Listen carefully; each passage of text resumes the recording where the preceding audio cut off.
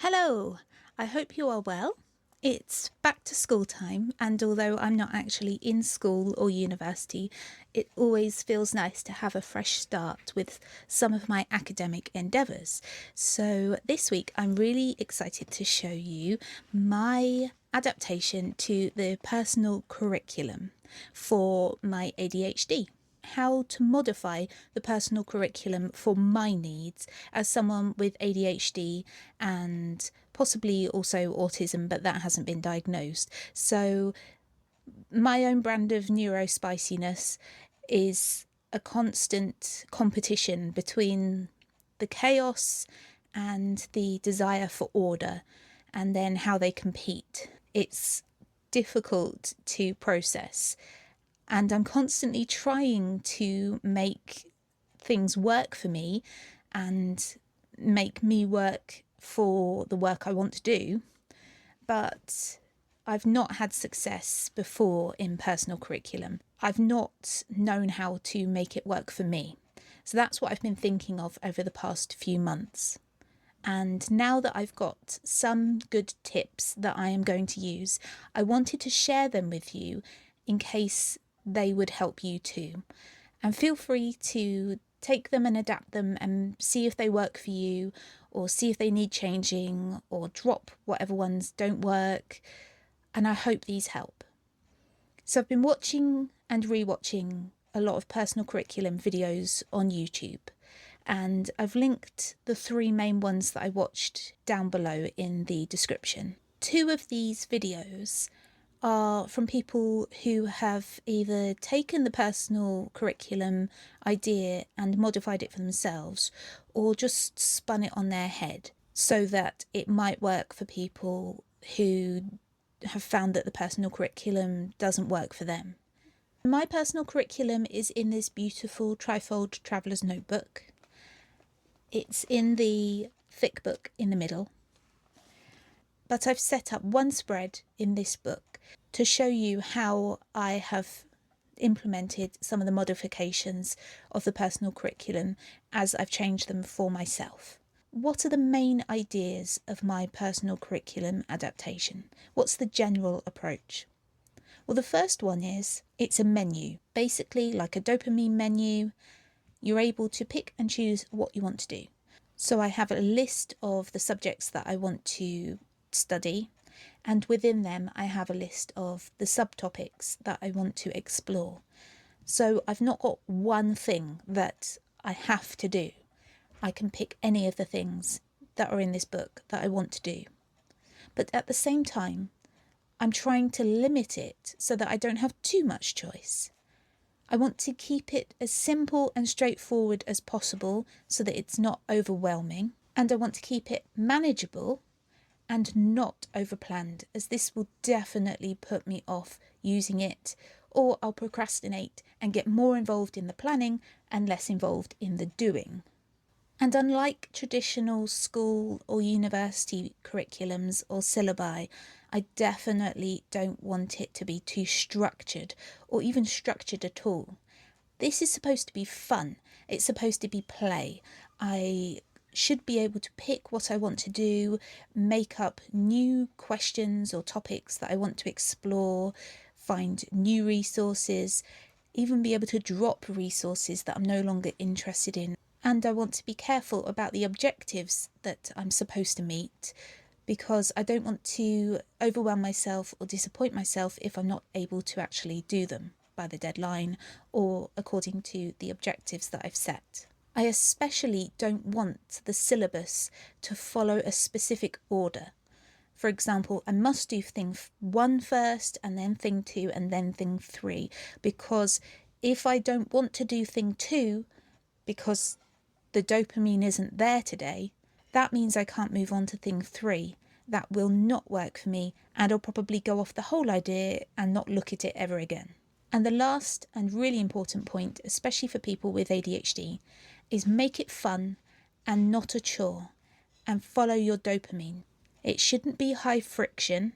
You shouldn't have to do too many things to be able to start, such as you shouldn't need to have to find your favourite pen just to be able to start work. Try not to be too strict with yourself so that it's less high friction. We want to maintain those dopamine levels that are associated with learning. So you keep coming back so that you keep being able to do it to its completion, and so that you are able to be organised enough to accomplish your goals. So let's go down to the journal where I'm planning out one of my personal curriculum subjects.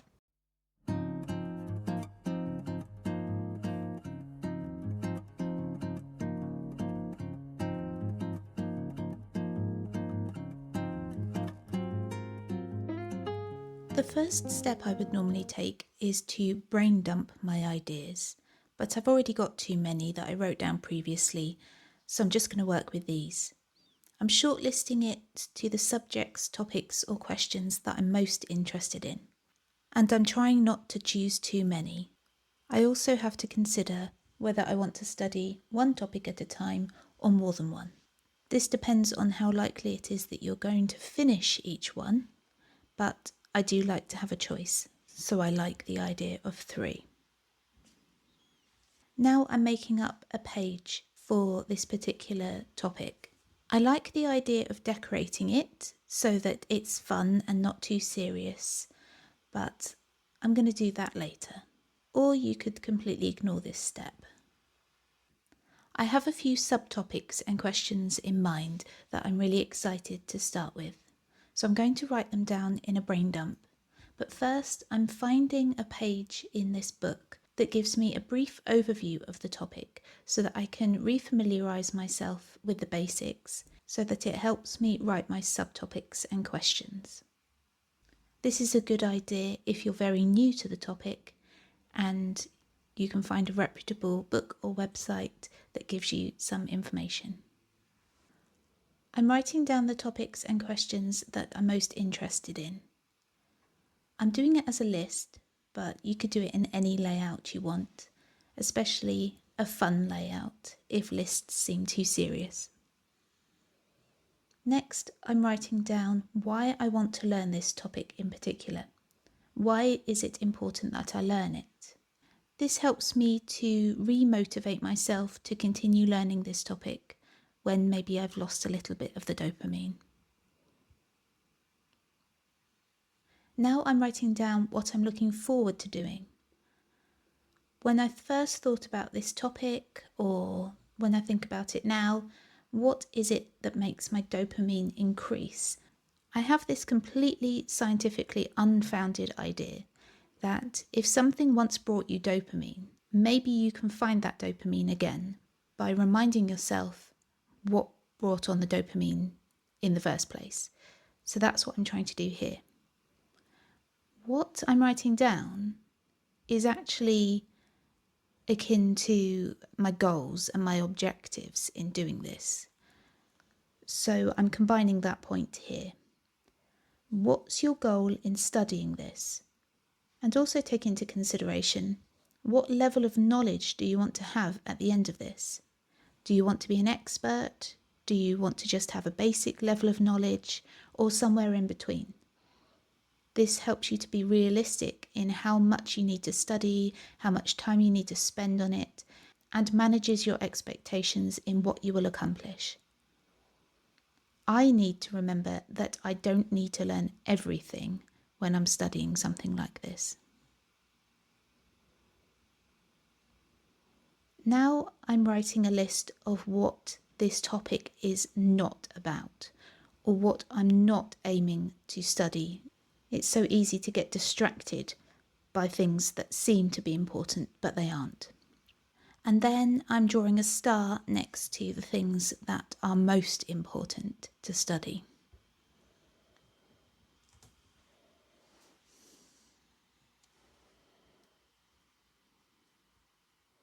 How are you going to achieve learning this? What are the tasks that you need to do?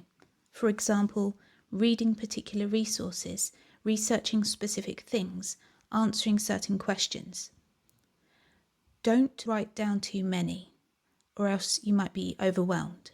You can always add more ideas to this list in future, but try not to be unrealistic. Ask yourself, how do you like to see progress? so that next to the tasks or books that you've set yourself to read, you can check off that you've actually done it and then feel accomplished. I like tick boxes. You could use a gamified points system. I really like to write down each page number that I want to read in a book, even if it's a big section of 20 pages. I write the page number for each page so that I can cross them off when I finish them. Now I'm setting up a spread in the commonplace section of this same journal, in which I'm going to write down all of the fundamental information about this particular subtopic. This is just something I like to do because I've got a poor memory for things like the fine details. Tailor the way you achieve your tasks according to your own learning style. For me, that's visual things and reading and note-taking. I don't like to be too rigid with my time, but I do need some structure. So I'm going to set myself 1 or 2 study sessions a week that are purely dedicated to this topic, even if it's only 30 minutes at a time. So now it's a real plan. And the last step is start learning. My golden guidelines for myself are to write everything I don't know down, because I can't rely on my memory, to keep track of my progress in my personal curriculum as I go, and I like to treat things as a project. It keeps me more engaged and makes me want to finish it. I love a paper-based project, such as having an exercise book for a particular subject and watching it fill up, or having a one-page spread for a subtopic and adding pictures of what I'm learning about. And the last 2 points from me are to do something that processes and consolidates your knowledge. For example, that might be having a conversation with a friend about what you've just learned, or writing an essay, or anything in between. For me, I'll be publishing what I found out on Substack. And the last point is, in your personal curriculum book or your study journal, reflect on what you've learned and how the process went, and any ways you might improve on the process in future. I hope these tips were helpful. Thank you so much for watching. I'd be really excited to hear in the comments if you have actually used any of these points, or if you've thought of any other points that might help people with ADHD or any other neurodivergence. I'll see you next time for a study vlog. Thanks for watching. Bye! I've been eating a lolly all this time. Bye!